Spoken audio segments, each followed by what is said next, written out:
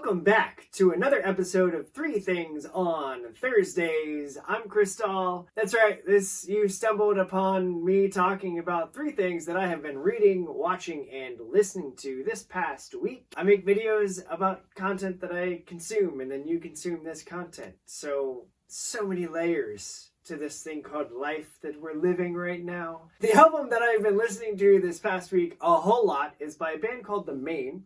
I was a big fan of theirs in college, and then I didn't realize that they put out an album last year, along with a lot of things that happened last year that I just don't know about or can't remember, because 2021, right? But the album is called XOXO, From Love and Anxiety in Real Time, and the three songs that I put on my Spotify playlist, which you can find by going to my website, beacons.ai/I'mCrystal. The three songs that I put from that album by The Maine on the playlist, my Three Things playlist, I'm repeating myself, and you love it, are Face Towards the Sun, Dirty Pretty Beautiful, and Lips.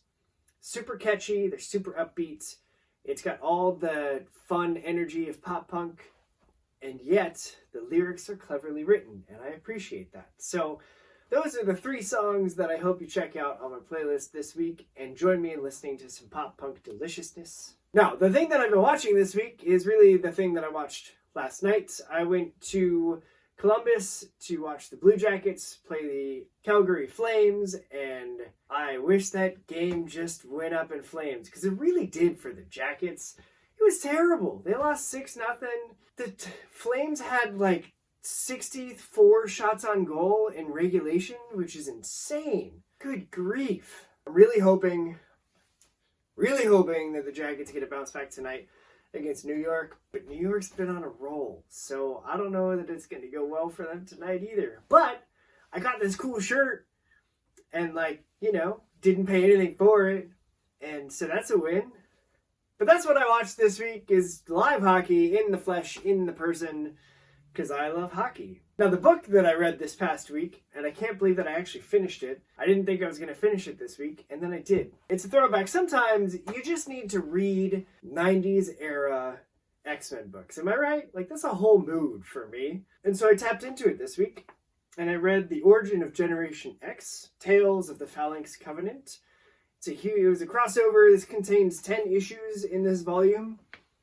And it's the first printing of the collection, which I love because it doesn't have all the extra crap on it. All the volumes now have the title and maybe a character or a splash, but then info, we're the creators and everything and blah. And on the back, it's just filled with text and quotes from other people about why it's such a good book. And down here at the bottom's all the legal crap. Man, not in the 90s. It was simple. This is such an aesthetic that I'm a fan of. These older 90s collected trades. I've been gunning and hunting for them and picking them up when I find them at half-price books, because even though I buy a bunch of books, I buy them all dirt cheap.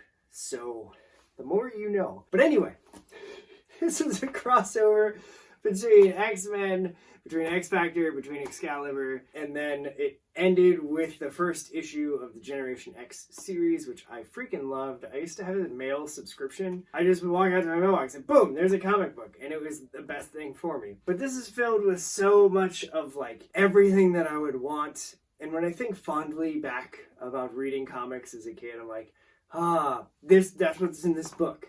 All the things. It's just chaotic artwork, clean lines, it's over-exaggerated everything. Everything is just insane and wild. And come on. This doesn't scream 90s comics to you. I don't know that you read comics in the 90s. That's what I'm going to say. I love the X-Men. I love Generation X. So it was great to revisit this story. I've got almost all of these issues in single issue format. And so now I've read the complete collected. I have the whole story. And it's got so much classic Wolverine banter with everybody else. And he's calling himself the old knucklehead and calling people bub, which he doesn't do nearly enough of in the comics these days, Ben Percy. So if you could work on that, that'd be great. But it's super great. It was a really fun, nostalgic trip for me. Just a lot of fun. There were times that I just sat and stared at the page because the artwork is just that good. It's so good.